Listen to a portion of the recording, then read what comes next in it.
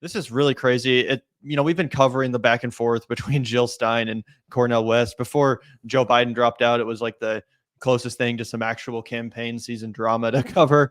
Now it seems kind of quaint, honestly, but still, let's take a look because this is funny. Cornel continuing his just war on Jill Stein and the Green Party, and apparently not amused whatsoever by Jill Stein's suggestion that maybe some of the other third-party campaigns drop out in order to unify. Absolutely. So let's go ahead and play this. I interviewed Dr. Stein, who's obviously running for the Green Party nomination. She didn't outright say you should drop out, but she did insinuate that, But she said put personal ambition aside and drop out. Who does she think she is? She doesn't think she has personal ambition. She said explicitly her addiction to running for election. The Green Party itself, given its wonderful history that I support in many ways, but it's never been fundamentally committed to fighting the legacy of white supremacy and its connection to Cap. It's done some wonderful things. It got wonderful people in it. In my experience with her arrogance, her condescension, her haughtiness, reeking of racist sensibility. I think that's supposed to be haughtiness up on screen, not heartedness. Yeah. That I could go into, that I've refused to go into up till now. I got all kinds. I love how Cornel West always does that too. He'll like drop all these. He'll be like, "She's racist and disrespectful." I'm not going to go into it, but trust me. I'm like, well, you kind of did just go into it. You just accused her of basically being a racist old white lady who was disrespecting you. And if that's true, that is up. I really hope that's not true. But I do think that if you're going to make an accusation about that. If you're going to make an accusation about someone like that who very clearly positions themselves as someone who stands firmly against racism and white supremacy, I think it's ridiculous to say that the Green Party has never stood up against white supremacy. Every single one of their campaigns and platforms has been thoroughly anti-racist. They always call for reparations. They're easily the best option we have in that regard, as far as third parties go. So that aside, yeah, it's like if you're going to bring this stuff up, if you're going to make these accusations against Jill, then I do think you should probably provide, if not evidence, at least, outline an actual anecdote. Tell us a story. What actually happened? What did she say to you? What did she do to you? Because I get that you felt disrespected, but you're also Cornel West. So it might just be like you're used to having everyone kiss your ass and everyone, everywhere you go, say, "Oh, Dr. Cornel West, the great Dr. Cornel West." And then all of a sudden, these serious people who are busy organizing a campaign, all of a sudden weren't acting like you're this god, king, philosopher, emperor person. And is that what you're referencing? Or was it actual genuine disrespect colored by racism? Because those are two different things. And I'd love to have a little bit more insight into what actually happened, so we know. Yeah, absolutely. Otherwise, it's easy to dismiss or easy to inflate depending on what your allegiance is, right? Yep. If you have an allegiance to the Green Party, then you're going to be like, this is totally unsubstantiated. He won't even come out and say exactly what happened because nothing happened. And then if you're, Team Cornel West, you'll be like, fuck the Green Party. Cornel West said they're full of white supremacists. And It's just like, that's not helpful to anybody. Right. So let's go ahead and hear a little bit more from Dr. West. A lot of details on that in relation to the Green Party and my campaign, brother. I can tell you that, but I'm not going to go into that. We got a little time if you want to share. No, I just want the people to know. I want the people to know she needs to quit lying on me too. And one of the things I do know, not to pause it a bunch of times, I know you guys hate that. One of the things I do know that was a thorn in the side of Cornel West, Dr. Cornel West, one of the things that was a point of friction for sure in the Green Party and with his relationship with Dr. Stein and other individuals that worked closely on his campaign, I know this for a fact, was the fact that his wife was his campaign manager and his wife was his chief advisor. And a lot of people thought that was unserious. A lot of people thought that there needed to be a degree of separation. Of course, Jane Sanders always had the ear of Bernie Sanders, right? Of course, Michelle always had the ear of Barack, but it doesn't really make sense to make your spouse, your partner, the obvious person that you love and trust most in the world, doesn't make sense to make them your campaign manager. I'll never run for office, but if I did, I sure shit wouldn't make Salisa my campaign manager. I would make sure Gavin was the guy in my ear because he can scream at me and tell me when I'm fucking up. And he's not gonna then I'm not gonna get to not have sex later, right? You know what I'm saying? I still will. I'll be like, great, this is awesome. My best friend's pissed at me, but at least not. I have my wife. You know what I'm saying? it's not the best strategy. And also, if you want to lead a serious ticket and amount to run for presidency as an independent, you need somebody who knows how the sausage is made. And Cornel West has shown time and time again that he doesn't have the political instincts. We could talk about how he launched his campaign with Nick Brana, who's now the highest paid employee of the RF campaign. Okay, we could talk about how there were already numerous sexual assault allegations floating around about the guy. Also, the fact that he'd misappropriated funds in the People's Party. He'd lied and slandered countless activists, but you thought that guy was a good guy. Then he ran in the Green Party. Then you said you wouldn't be towing the line of any party and you're going to be running as an independent, except for any of the parties that happen to be able to put you on the ballot, because right now he's on the ballot in 8 states. And the cherry on top, Gavin, I don't give a fuck who wins, but they're both polling at 1.6%, so neither of them are serious anyway. Yeah, that's kind of the unfortunate thing about this whole conversation, guys. I thought there was a real lane for some third-party candidate, even if it was RFK, to actually, do really well in this election, like post the best numbers since Ross Perot.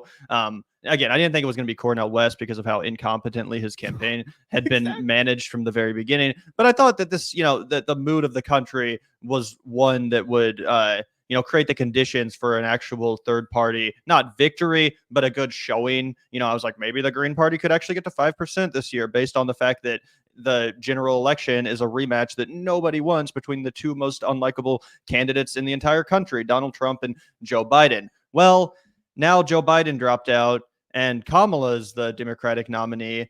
And I just think that a lot of the oxygen that third-party candidates needed has kind of evaporated because it's a whole different race now. It's not this rematch between the two worst candidates ever, two people that have already run before. No, it is a little bit of a different race. It is a little bit of a different dynamic.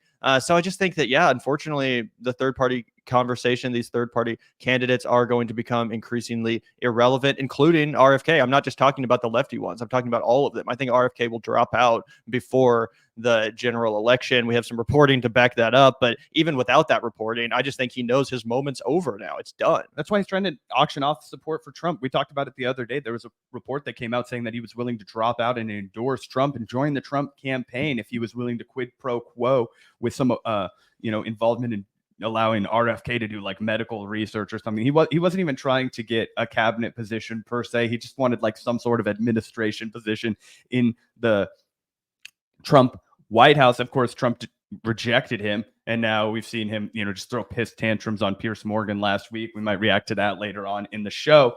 But yeah, let's go ahead and hear a little bit more. I don't want to cut Cornel West off. If you want to, if you're cool to play the rest of this, Gavin. Yeah, definitely. Fascist lies, and you're gonna have the Democratic Party lies. I don't need the Green Party lies either. Was there something during your experience with the Green Party that made you think that they're not serious about racial equality? It was more a personal thing of a certain disrespect in the use of the Green Party's apparatus as a way of my campaign being a vehicle for the mobilization of what? He literally asked you for a specific. Jordan says, yeah, can we have an example of that? And what does this even mean? That's exactly what I was going to say. This is word salad. They didn't bend over backwards and do enough gymnastics to support me. What the Come on, Cornel West. This does not make you look good. This doesn't make you look serious at all. Oh, it wasn't anything about the institution of the Green Party. It was my own personal experience with Dr. Stein. So you're about to slander this entire party movement of working people because of your own petty disagreements with Dr. Stein. This is why people hate the left. This is why the left never wins. This is why we're so unserious. It breaks my head open, man. We're never going to accomplish jack shit behaving like this. Yeah. And also, I mean, all this vitriol from Dr. West, who, again, you know, it's possible he did really have a negative experience with Dr. Stein. Obviously, we were not in those rooms. We don't know what happened. I'd love some specifics from Dr. West, but I get that it is a possibility he really did, you know, experience disrespect or even racism from people at the Green Party. I'm not discounting that. But what I do think is, you know, accurate also to point out, and which seemingly inspired this vitriolic reaction from Dr. West towards Jill Stein in this interview, is that she made the suggestion that, hey, you know, if any third party is going to have any chance of getting any votes in this election, we need some level of unity.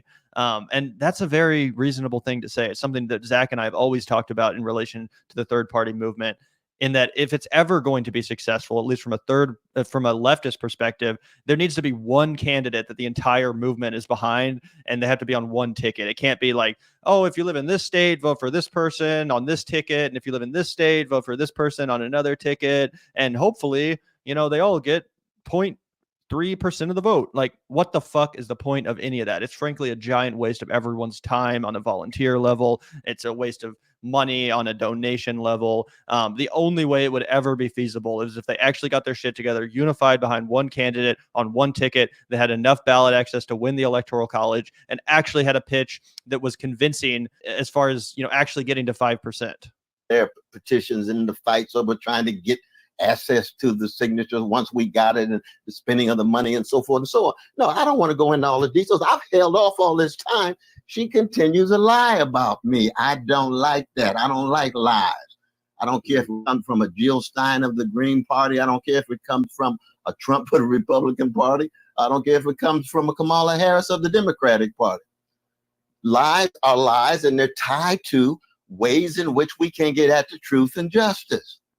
And how would you? I'm the one that needs to drop out and tell Sister Melina Abdullah, my vice presidential running mate, that she ought not to be, and I be a VP for Jill Stein. Please, that is so pathetic and ridiculous and ludicrous.